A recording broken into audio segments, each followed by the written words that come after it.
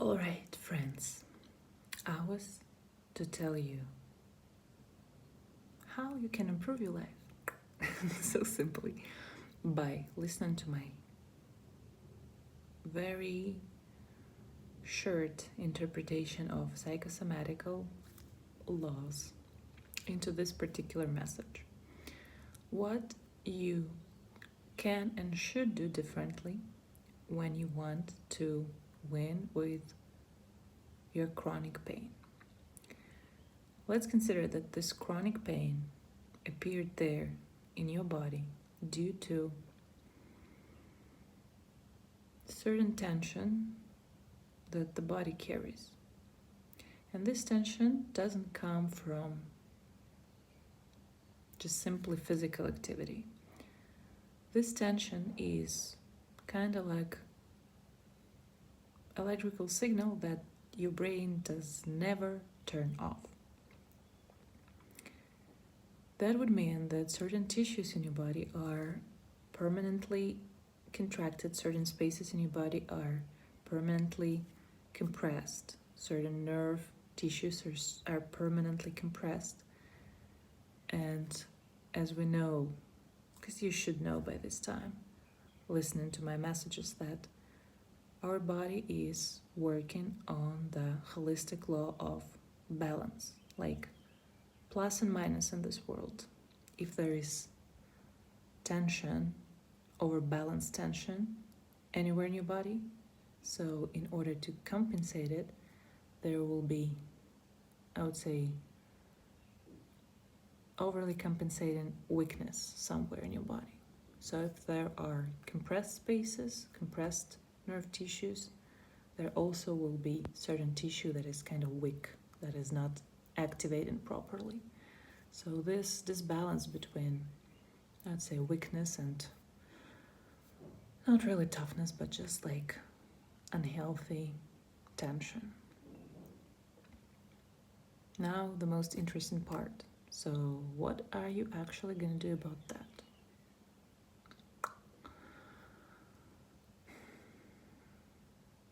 As a specialist who work with body, as a trainer of physical body, I could suggest you, yeah, sure, let's stretch the tight tissues and let's strengthen the weak tissues, right? Let's force the balance back to your body.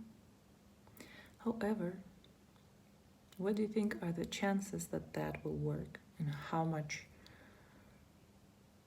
work would that take from you? Time and work. So honestly, statistically, the amount of your effort versus the result that you can achieve, it's like a drop in the ocean comparing to another method that I'm just gonna give to you right now. In order to use this method, only thing you need is your body consciousness and trust into the process. So listen to this.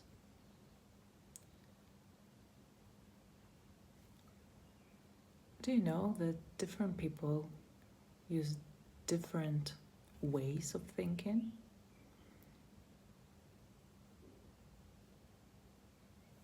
Some say they think with words, but some say they think with feelings and emotions.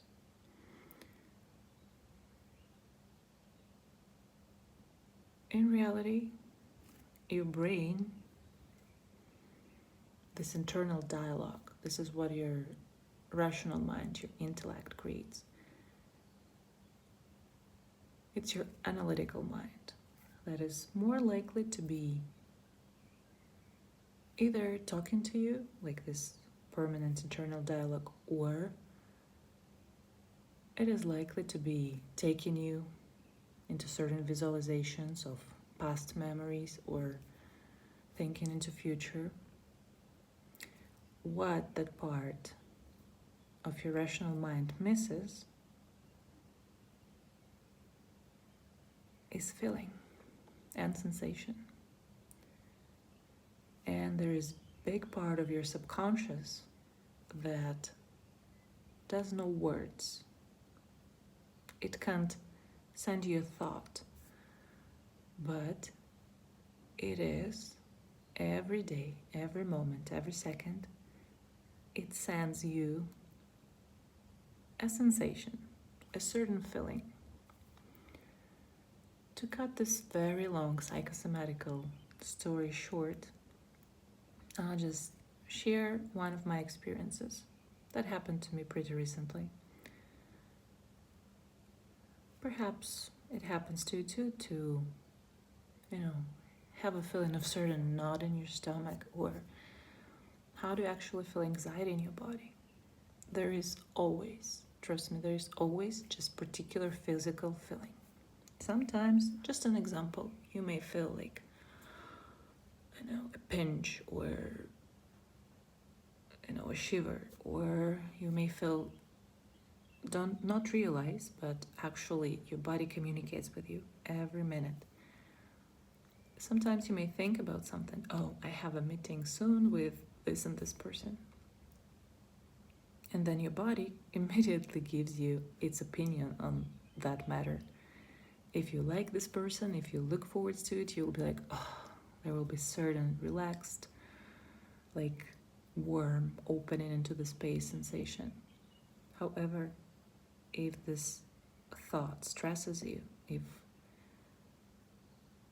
you don't feel that confident, or for some reason you feel different, not that positive about what you're thinking about, what is looking forwards to you, then your body sends you to the opposite signal. You'll feel like, maybe a little bit of pressure, tension, pinching, itchiness, certain physical sensations. The problem begins when we ignore those feelings. And when we ignore them, that is when they become permanent. It's like your body it keeps knocking, but you keep ignoring the feeling, this particular sensation. And we can exist minutes, hours, days, years, just simply ignoring this physical communication that our body is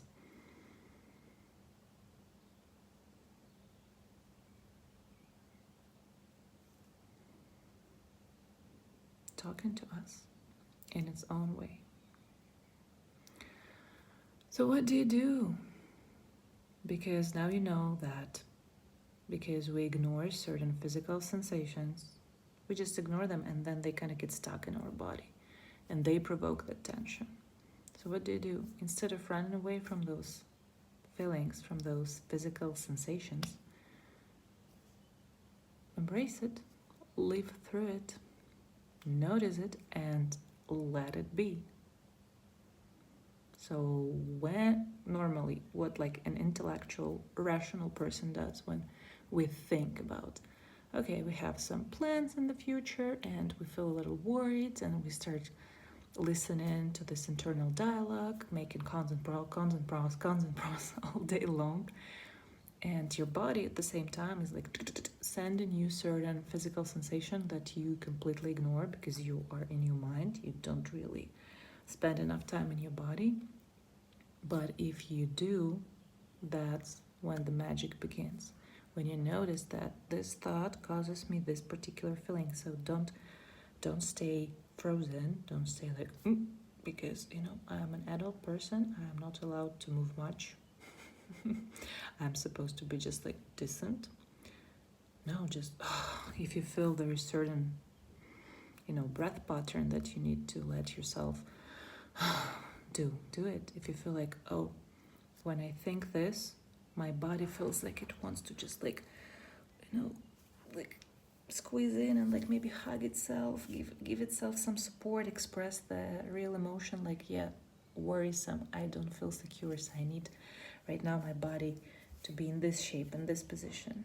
And what do? We're on a very important meeting and we're sitting like I'm not allowed to move. Be alive, moving, listening to the body, what it wants right now, and process it is very important. And I'm gonna talk to you about more about what is actually existing in a feeling, existing in emotion, being present in your feelings, in your physical sensations. You're gonna listen that. You're gonna hear that from me soon. I promise.